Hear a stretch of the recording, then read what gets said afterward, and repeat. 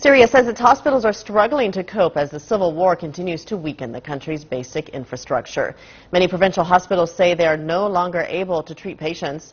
Throughout the conflict, one public hospital in Damascus has managed to keep its doors open. But as our correspondent Ala Abraham reports, a steady influx of people seeking shelter in Damascus now threatens to overwhelm the capital's healthcare system. Mariam fell down the stairs today, breaking her leg. It is a day she will remember. But for the staff of Al-Mujtahid Hospital, Mariam is just one of 1,200 patients who cross the doors of Damascus's central hospital every day. The hallways are cramped with people waiting to be checked, treated or medicated. This has turned into the major medical facility in Damascus, and with more and more people seeking safety in the capital, already heavy strain on the hospital is growing. We toured the hospital with Dr. Aziz Haj Ali, the hospital's chief resident. Our camera is not always welcomed here. The doctor negotiates our way into the first patient's room. A young man in his 20s refuses to show his face.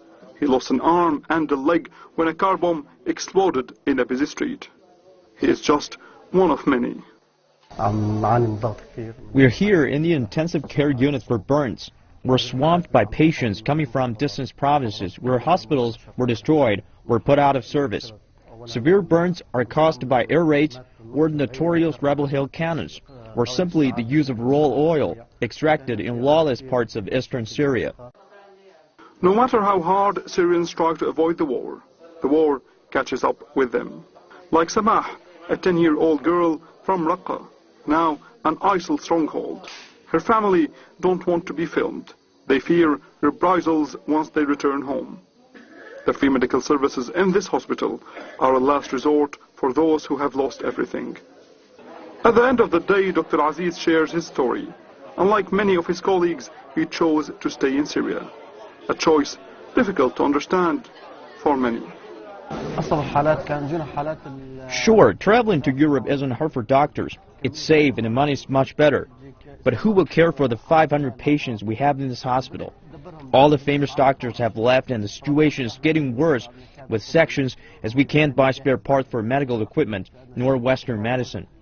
As the public hospital, the sections are crippling us.